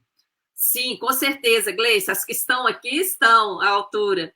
A Alice Erazo, um forte abraço da Itália. Muito grata pelas conferências valiosíssimas. Gente, nós estamos sendo acompanhados da Itália, viu? A Lídia Jesus, a reforma administrativa é a entrega dos serviços públicos. Lucas Davi, estou vendo que as teorias das conspirações são verdades que não podem ser ditas. Ele faz uma crítica aqui, né? Pois é. Essa carta aberta desmascara tudo. E depois, como não conseguem vir para o debate, tentam nos desqualificar, né? Vamos lá. Fábio Lima. Vamos pressionar mandando e-mails, mas caso aprovada a PEC 32, semelhante à autonomia do Banco Central, o que podemos fazer? Continuar articulando cada vez mais as lutas, né? Graciela, porque vamos ter que virar o jogo, vamos ter que reconstruir tudo que está sendo destruído. Os movimentos sociais, a Graciela Maria, os movimentos sociais precisam se integrar ao movimento sindical. Essa destruição do serviço público interessa a grande maioria da população. Então, enfrentar a PEC 32 é problema de todos nós. Flávia Morgana, sem mobilização forte de todas as categorias, não resolveremos nada. Sim, Flávia, o João Domingos, todos que falaram aqui, falaram da unidade. Falaram essa palavra, da unidade, e com certeza eles vão reforçar isso aí no final. O Júlio Menezes, SUS, Fiocruz, Butantan e IBGE são fundamentais no combate à pandemia e na logística, pesquisa nas universidades. Sim, Júlio, e tudo isso está em risco com a PEC 32. Sérgio Ferreira, como enfrentar a lógica privatista que quer entregar Petrobras para o capital internacional, privatizar Correios, Caixa Econômica Federal, Casa da Moeda, Eletrobras, está tudo aí na lista, tá? Tunico Alves, a PEC 32 é o desmonte do Estado brasileiro, fim do Estado indutor de políticas públicas. O Júlio Menezes, novamente, regimento interno da Câmara tem que ser alterado. O presidente da Casa tem poderes de selecionar e pautar temas polêmicos na calada da noite, ou segurar, por exemplo, o pedido de afastamento do presidente. Pois é, poder demais, né? Se ele é um representante, ele teria que debater isso, ver a vontade popular. O Rafael Bueno, tudo que é Estado não podemos privatizar. Estão acabando com o país. A Jaqueline Avanço fala que as centrais sindicais do estado dela já está privatizada para estrangeiros, indignação é pouco. Valéria Laneuville Teixeira, terceirização para derrotar o serviço público e precarizar a classe trabalhadora, né? Nós temos que lutar contra a terceirização, não só porque prejudica o servidor público, mas porque é uma precarização do trabalhador e da trabalhadora. O Jesus Davi, essa reforma, além de precarizar os serviços públicos, vai abrir espaço para rachadinhas, assédios diversos. A Jaqueline Avanço ataca o servidor público porque são os verdadeiros fiscais do patrimônio público brasileiro e servem à sociedade. O Tatá Santos, gente, abram os olhos, a reforma administrativa representa um golpe baixo de governantes contra trabalhadores e servidores públicos e seus direitos. Rita de Cássia Costa, estamos cansados de ouvir e ver redes sociais falando que funcionário público é vagabundo. Antônio Marcos Machado, levar o princípio da subsidiariedade para dentro da Constituição é legitimar Estado mínimo. O Estado deve ter o tamanho das necessidades da população. A Ângela Lobo Costa coloca excelentes colocações derrubando os mitos e falácias que o governo propaga para justificar essa deforma administrativa. A Gesa Correia, que alegria, Gesa, tê-la aqui. Importante lembrar da revogação da emenda 95. O João Luiz Arzeno, advogado, gratidão por estar aqui com a gente, doutor João. Parabéns pela qualidade, densidade e aprofundamento desse urgente tema. Lamenta-se tais parâmetros não serem a métrica do debate parlamentar. Sim, os debates muito rasos lá, doutor João. TV Galvão, o desmonte do Estado começa por destruir o serviço público. Devemos lutar incansavelmente. Parabéns. Enio Malheiros, esse desgoverno de vendilhões e entreguistas. Graciela Maria, é possível um movimento social assinar a carta aberta? Temos aqui no Rio de Janeiro o movimento Ocupa Tijuca. Sim, enviem mensagem, todos os movimentos que estão aqui nos ouvindo, enviem mensagens para contato@auditoriacidadã.org.br. Carniel, saúde 100% estatal, saúde não é mercadoria. Vânia Batista, reforma administrativa será o desmonte do serviço público, será o fim do SUS, Butantan, Fiocruz, Defensoria Pública e tantos outros. O José Geraldo Rodrigues Gonçalves, pagamos qualitativamente para manter o lucro dos rentistas, diminuindo o direito do povo e os serviços sociais. Estamos sendo roubados. A Lucy Aral, aprovar a PEC 32 significa privatização total, porque a independência do Banco Central dá para entender que as eleições, pouco ou nada, farão diferença na tomada de decisões político-econômicas para a população. A Maria Oliveira, servidor público com estabilidade dificilmente cede à eventual corrupção dos chefes, porque não tem medo de ser demitido. Isso mesmo. Como teria sido a decisão da Anvisa contra a vontade do Bolsonaro, vontade publicamente declarada pelo Bolsonaro contra a vacina? O que seria a decisão da Anvisa se nós não tivéssemos lá servidores públicos? Isso mesmo. A Leninha lembra aqui a venda das refinarias da Petrobras como cruel desmonte do Estado e do patrimônio público. Gente, não dá para ler todas, porque eu marquei aqui que eu ia ficar 5 minutos só lendo perguntas, eu li 7 minutos, porque são muitas. Precisamos ouvir os nossos palestrantes de hoje, então passo para 5 minutos para cada um. Atenágoras, para um comentário geral sobre essa riqueza do debate e dessas perguntas que surgiram aqui. Muito grata.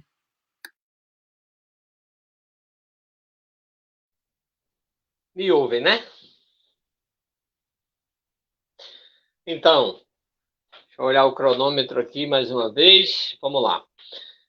Agradecer imensamente a oportunidade e a participação, né, efetiva. Essa é parte importante da força que tem a auditoria, e eu não tenho nenhuma dúvida de poder afirmar aqui que a força da auditoria cidadã da dívida se dá exatamente por esse intercâmbio, essa inter-relação, esse envolvimento com os movimentos sociais e, neste momento aqui, com as centrais sindicais.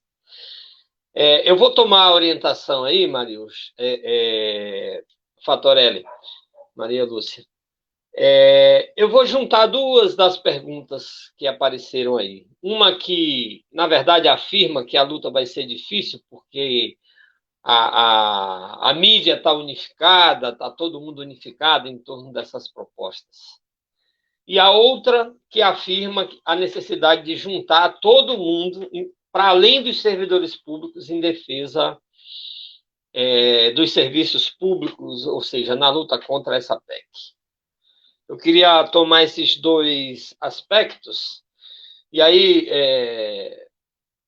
um companheiro aqui, acho que foi o João que afirmou, eu acho que tem que ser respeitado e é legítimo que todo mundo tenha os seus planos, sua organização político-partidária, que pense em 2022, mas, bom, nós da CSP Comutas achamos que não tem jeito, tem que agir agora, não tem... Apesar de que cada um tem que desenvolver seus planos, mas existe o método, a forma de luta, que enfatizava o Linneu, mudar a forma de luta, para mim é resgatar e potencializar a mobilização direta, e é para agora.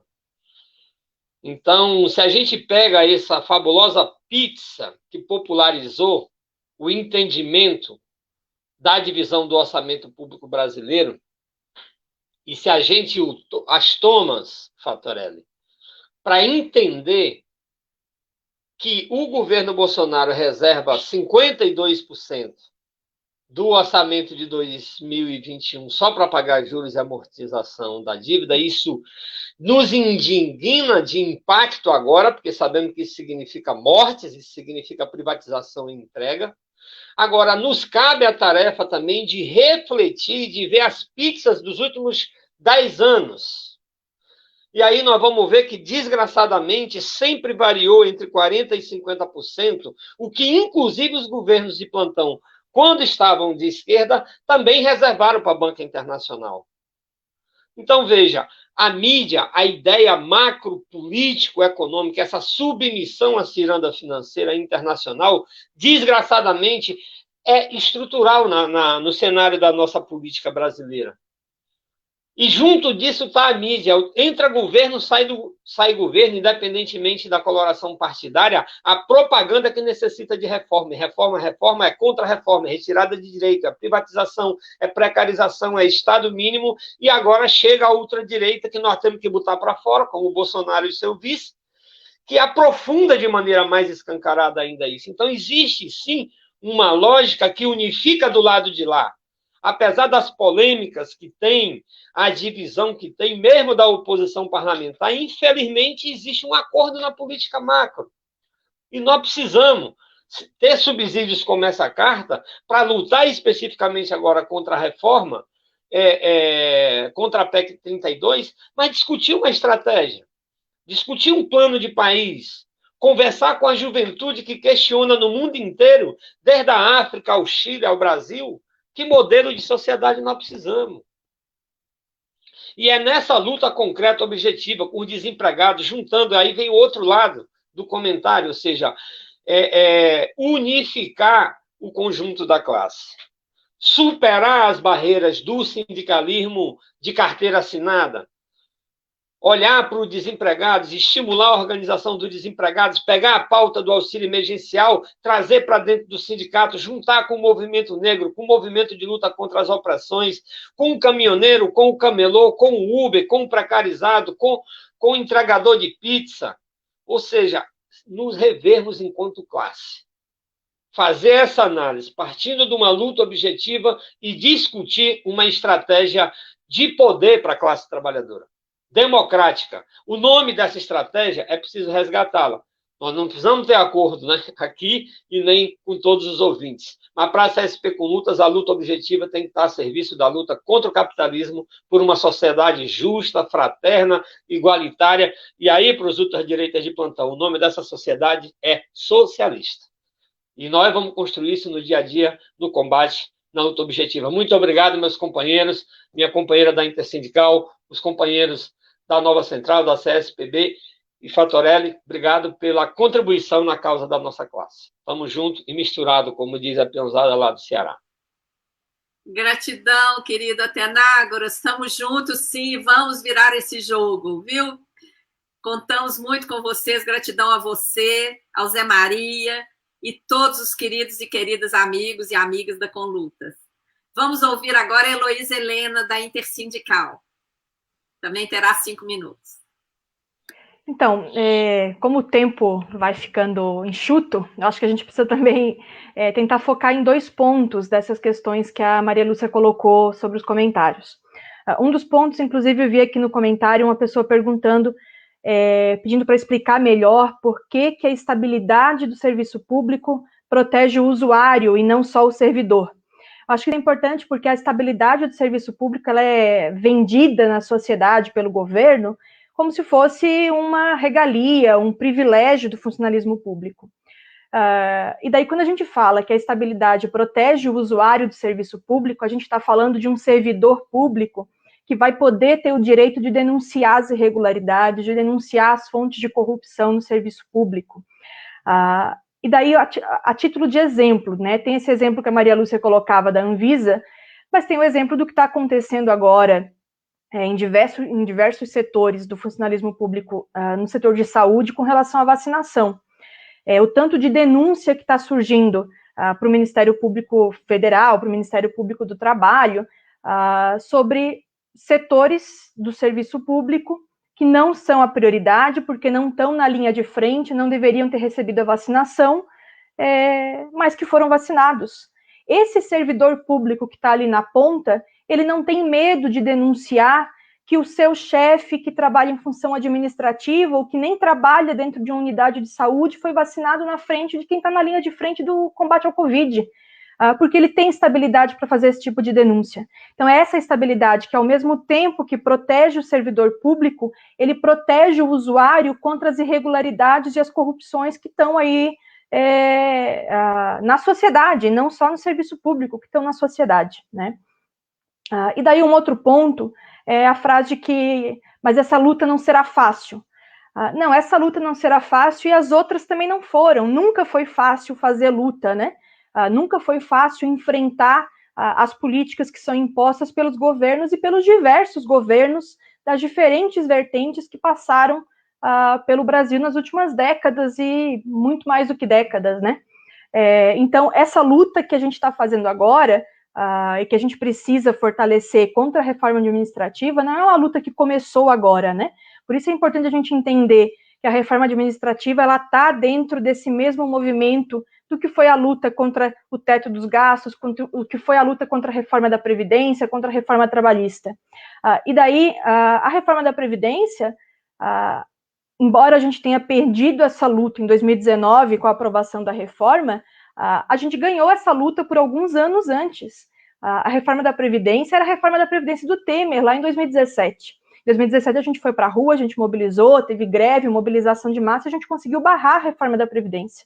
A situação política, a conjuntura política no Brasil, ela foi se acelerando e foi mudando bastante, né? Grande parte ou uma parte significativa da classe trabalhadora ajudou, infelizmente, ajudou a eleger esse cenário que está colocado hoje no governo brasileiro, né? E a gente perdeu essa luta também nessa toada, né? Também nesse movimento de dificuldade de diálogo com as próprias bases do movimento. E daí, se é verdade que parte dos sindicatos, como, né, algumas pessoas sempre colocam, mas o meu sindicato lá não está fazendo essa luta. Ora, mas se o sindicato não está fazendo a luta, então vamos organizar a oposição a esse sindicato que não faz a luta. Vamos botar esse sindicato para fazer a luta, vamos mudar esse movimento. Porque o que a gente não tem condição é de ficar parado, é de esperar a banda passar. Porque se passar, a gente vai ter um cenário cada vez mais profundo de dificuldade de resistência, porque a gente vai começar a somar derrotas pós-derrotas. A gente precisa conseguir articular melhor o conjunto do movimento, conseguir oferecer resistência, e daí a resistência é de fato para ontem, é de fato que precisa ser feita imediata. E assim, a gente teve nas últimas semanas os movimentos que começaram a ocorrer das carreatas, e alguma coisa nesse cenário que mostrou uma participação da população, na maioria dos lugares, pelo menos, muito maior do que se previa, né? A adesão a esses movimentos de rua foi maior do que se previa. Então, acho que a gente está, talvez, lidando com a possibilidade aí de entrar num movimento de novo de rearticulação, de crescente de movimentos, de crescente de disposição das pessoas em ir para a rua e fazer esse enfrentamento.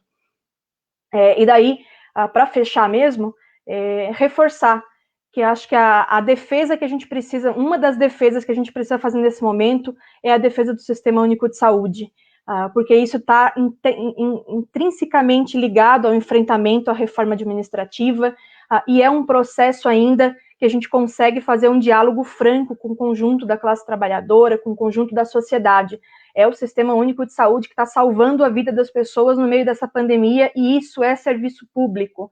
Então, isso precisa ser, não basta aquele movimento lá no começo da pandemia, porque o servidor da saúde é herói, vamos para a janela aplaudir. Não basta, porque não é herói. O servidor da saúde está morrendo, está ficando doente. O Brasil é o país no mundo em que morre mais profissional de saúde por Covid.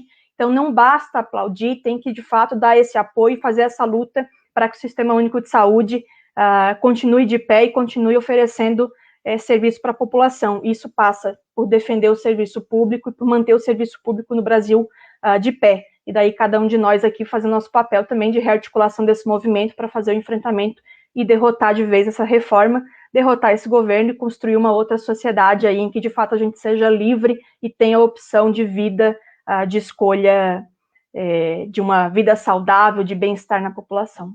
É isso. Obrigada pelo convite, obrigada pela disposição dos companheiros da auditoria em tocar esses debates e estamos aí à disposição para estar junto nesse movimento também.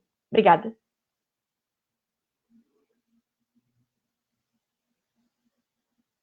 Está com o microfone fechado, Maria Lúcia.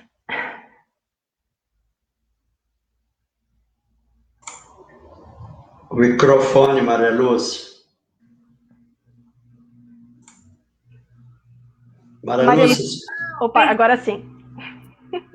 Olha, parabéns, Heloísa, por sua fala. Gratidão a você, a todos os companheiros e companheiras da Intersindical também. E vi aqui vários comentários. As falas de vocês estão sendo super elogiadas. Agradeço as pessoas que estão comentando lá no chat. Não se esqueçam de dar o like, de inscrever no canal e compartilhar. Vamos ouvir agora o querido João Domingos, que também terá seus 5 minutinhos.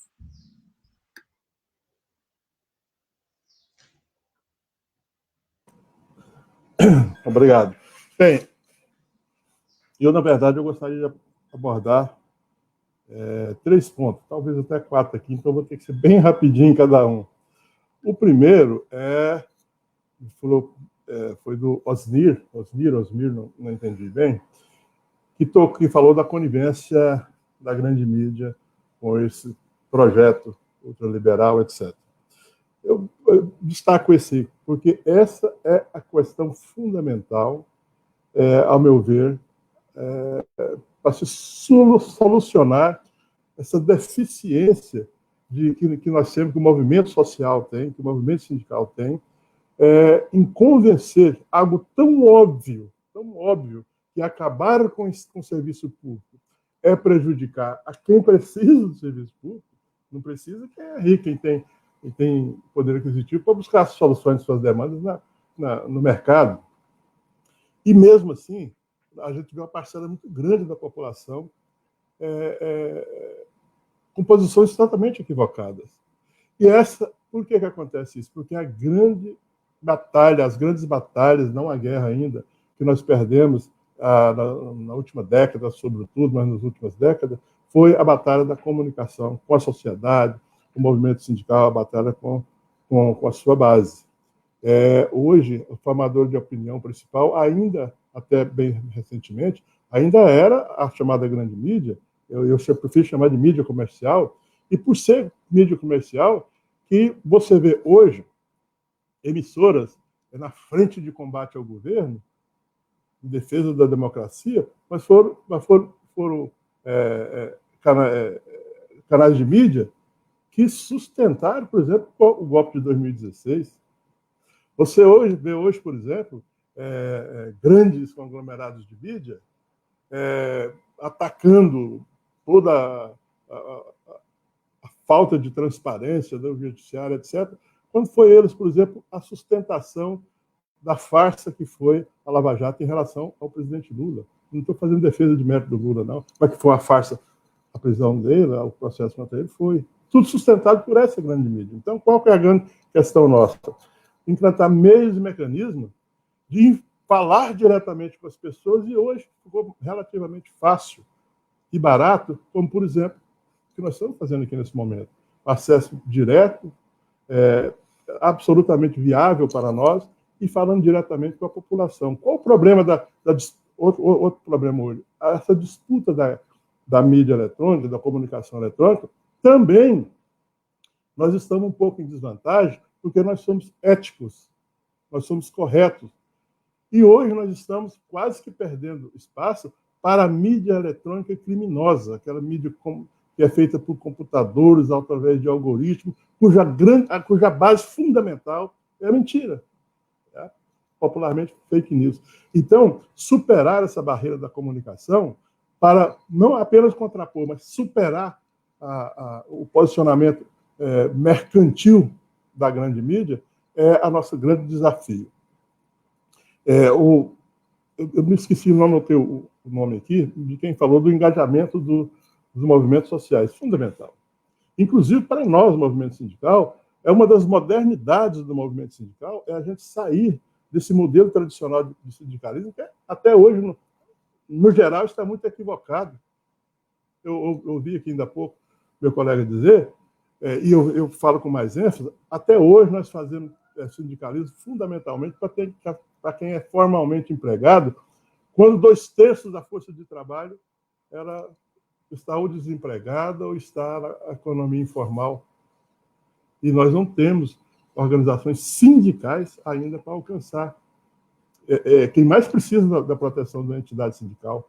Então, esse novo conceito de sindicato é o sindicato que sai dessa formalidade que nós atuamos até hoje e vá em busca de alcançar o cidadão através de sua família, de todas as dimensões das necessidades do trabalhador, e isso passa por, naturalmente, passar pelos movimentos sociais. Associação de bairro é algo que nós estamos estudando muito, o engajamento para associação de bairro, para atuar através das câmaras municipais, que é a melhor forma de você falar diretamente com as pessoas, com o povo. E foi, acho que o doutor João, que lamentou que a qualidade desse debate não seja o parâmetro dos debates no Congresso Nacional. Está aí, é por isso que daquelas deveres de casa que eu disse, que em 2022, o principal é mudar o Congresso Nacional. Por exemplo, nós temos que, e daí vem a necessidade da reforma política, nós temos que, por exemplo, de eleger representantes próprios. Nós, servidores públicos, inclusive, somos os maiores adversários da terceirização. Em muitos momentos, nós terceirizamos nossa representação parlamentar, porque não elegemos nossos representantes próprios. Pouquíssimo. Lá na Câmara tem, acho que 122 deputados federais que são empregados no setor público, mas todos são contra o serviço público.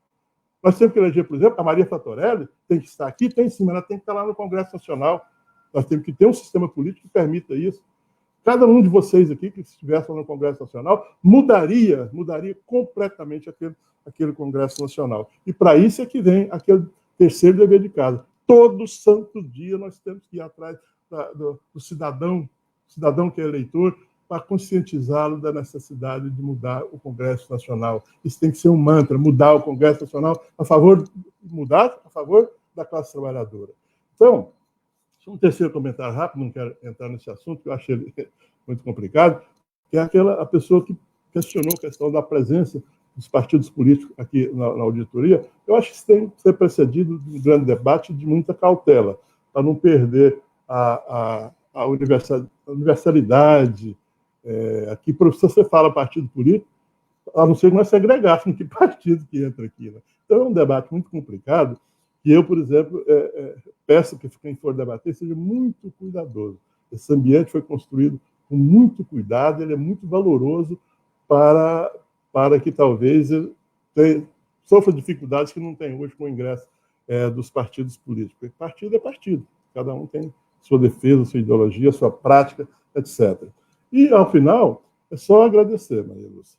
Agradecer, dizer que, no caso da CSPB, como de resto o movimento sindical, está passando por uma crise profunda, mas quero também anunciar aqui, a CSPB talvez seja o exemplo maior do que é a crise do movimento sindical. Uma entidade que está enorme, antiga, etc., veio a estar vivendo as dificuldades de hoje, mas quero anunciar em primeira mão. Assim como nós fomos um exemplo pronto e acabado das dificuldades, nós seremos também o exemplo e acabado da superação, e isso para bem breve estarei anunciando essa boa nova para contribuir com esse instrumento, como é o caso da luta da Auditoria Cidadã da Dívida.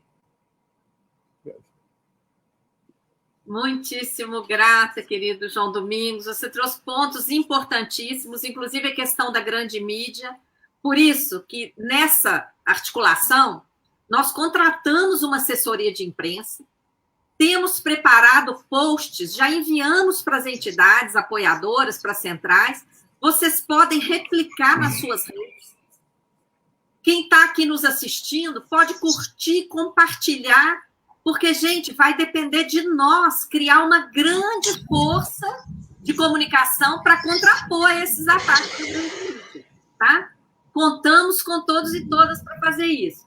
Vamos ouvir agora o querido Lineu para dar aqui a sua contribuição também, fechando aqui o nosso debate. Lineu, com a palavra.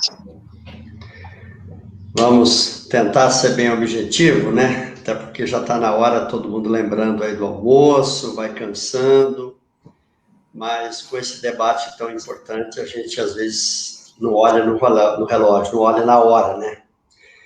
É um debate muito importante, vejamos as falas, né? Na verdade, com poucos questionamentos e muito mais de valorização do debate, né? Mas eu quero pegar no último ponto que o João Domingos colocou, sobre um dos nossos participantes que falou com respeito aos partidos políticos. Eu quero lembrar que a Auditoria Cidadã da Dívida tem feito o trabalho com os partidos, né? Na reforma da Previdência do governo Temer, e foi lembrado pela Luísa que a gente conseguiu realmente segurar, eu participei de reuniões da Maria Lúcia em lideranças partidárias na Câmara Federal. Ou seja, foram poucos partidos que abriu para que a liderança pudesse apresentar os seus deputados o que era a reforma, como que foi. E assim como foi também na outra, né, depois que veio já aí do Bolsonaro. Mas aí já foi mais difícil, né, porque uma ditadura já entrou e foi difícil a gente entrar lá. Mas só lembrar que a Auditoria Cidadã da Dívida tem se posicionado nos partidos políticos e a gente tem conseguido, por exemplo, no debate da reforma da Previdência colocada pelo Michel Temer, nós conseguimos virar muitos deputados. Eu participei de várias reuniões. Lembrar disso. Foram vários comentários, né? E aí quem fala por último fica melhor, até porque já fui atendido, né? Já foi atendido. Seria muitas falas que a gente teria que analisar aqui e tá colocando. Por exemplo, o Fábio colocou, o Brasil é um país rico, né? Vamos quebrar o Brasil. O que nós podemos fazer? Na verdade, o Brasil já vem sendo quebrado há muitos anos, né? Se nós observarmos uma riqueza que nós temos extraordinária, que é o nióbio, a nossa reserva no Brasil é mais de 90% da reserva mundial. O nióbio é um minério o mais importante, né, para endurecimento do aço e de tantas outras coisas. Ele é necessário em todas as metalurgias e todas as coisas. E o nosso minério está vendido já para mais 50, 60 anos, a preço de banana. Mesmo assim,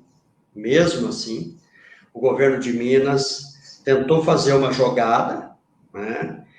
E a Auditoria Cidadã da Dívida foi fundamental para ir para dentro da Assembleia Legislativa de Minas Gerais e conseguiu audiências públicas e conseguiu mostrar que era um golpe a uma riqueza extraordinária que tem no Brasil, e a riqueza está no estado de Minas, e conseguiu barrar naquele momento o que estava acontecendo, que era uma jogada do governo Zema lá. Então, falando assim de alguns...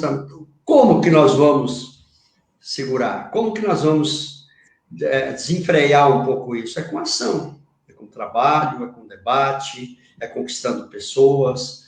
E é mostrar que o cidadão unido, ele pode mudar o estado de coisa, ele pode mudar os rumos. E 2022 é hora de resposta. 2022 é o ano que nós temos que mostrar que é possível mudar isso. Por isso, nós precisamos estar participando, né, a sociedade organizada, divulgar o máximo do máximo possível da Carta Aberta.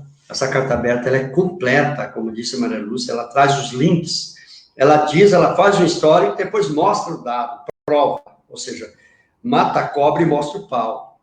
É isso que nós precisamos fazer. Então, quem está aqui divulga, vai lá no site da Auditoria Cidadã da Dívida, tem tudo que está se falando e muito mais, são muitíssimas ações, procura divulgar. Mesmo que você não é de uma entidade, você tem lá o seu grupo de WhatsApp, você tem lá um grupo nos seus e-mails, né?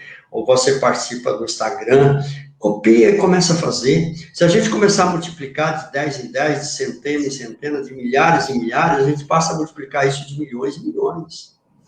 É possível.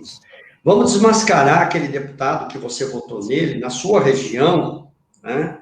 Vamos lá procurar ele, vamos formar um grupo e começar a falar dele. Nós estamos começando a fazer isso aqui em São Paulo. Vamos pegar aquele parlamentar e ele vai, puxa vida, estão me seguindo, os meus passos estão sendo acompanhados. E a Auditoria Cidadã da Dívida, nos seus debates, na construção do seu material técnico, né, ela tem tudo para oferecer.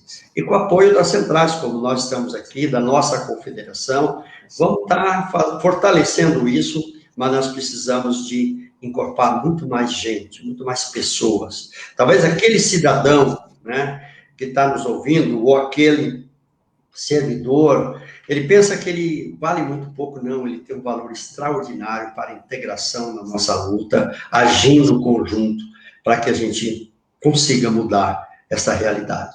Mudar a realidade depende de nós. Eu agradeço, Maria Lúcia, agradeço a todos que nos assistiram, né, aos companheiros aqui presentes, o Atenagro, a Heloísa, o meu presidente, e muito obrigado à auditoria e toda a equipe da Auditoria Cidadã da Dívida. São várias pessoas, inclusive voluntários, que estão aí trabalhando, ou às vezes com salário, né? Não estou dizendo que há uma exploração, mas estou dizendo que há uma vontade, uma participação de fazer e de estar junto, porque com recurso mínimo, a Auditoria Cidadã faz muita coisa. Muito obrigado a todos. Muito grata, Lineu, e esse chamamento aí às pessoas, né? Que cada um, gente, cada uma é importante nessa luta. Às vezes, um compartilhamento de mensagem que você faz, aquele ali vai chegar para mais pessoas se cada um compartilhar, se cada um esclarecer, levar conhecimento. Olha, importantíssimo esse compartilhamento da carta aberta, para que as pessoas conheçam. À medida... Oi, Lineu, fecha aí o microfone. À medida em que elas conhecerem, elas vão ter mais argumentos e mais indignação para lutar. Tá? E não vão ficar à mercê dessas falácias que a mídia tem propagado.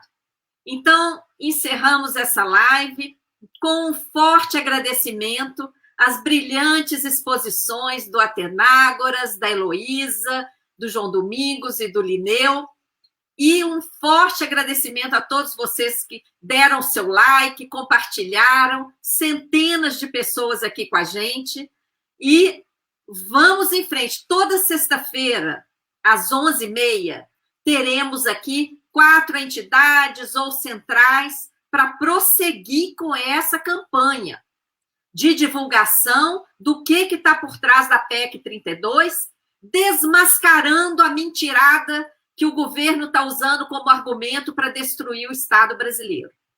Contamos com todos vocês, gratidão, equipe da Auditoria Cidadã, pelo apoio de sempre, ao Vinícius também, que está aqui na parte técnica, e seguimos, gente, contamos com vocês, hein? Se vocês não compartilharem, não colocarem a luta para frente, nosso esforço não serve para nada. Contamos com vocês para multiplicar e fortalecer essa luta, fortalecer os sindicatos, as centrais. Estamos todos juntos. Forte abraço. Tchau, tchau.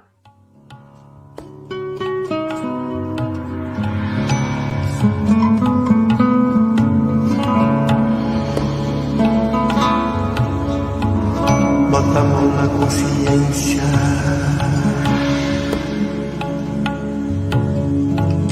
bota a mão na consciência,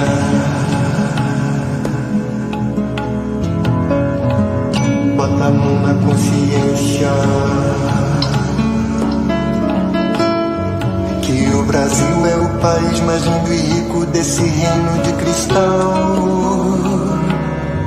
rico em minérios e mistérios, o Eldorado tropical. Todas as raças aqui se abençoaram pela paz universal. E no entanto a grande mídia nos leva a acreditar verdade, tempos que fome passar, e que nesse jogo a nação vai mesmo ter que penar. É hora de virar o jogo, é hora de virar o jogo, é hora de virar o jogo. E se tocar que as políticas suicidas do Banco Central vão acabar nos levando pro buraco a uma tragédia nacional, e não se pode calar e assistir em choque à destruição. Irmão, irmão, todos juntos com carinho no caminho da união. Inaceitável que unicamente os bancos tenham lucros de trilhões. É um modelo econômico que ferra nossa nação. Bota a mão na consciência,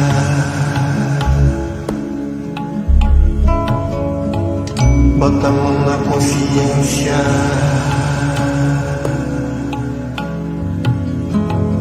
bota a mão na consciência.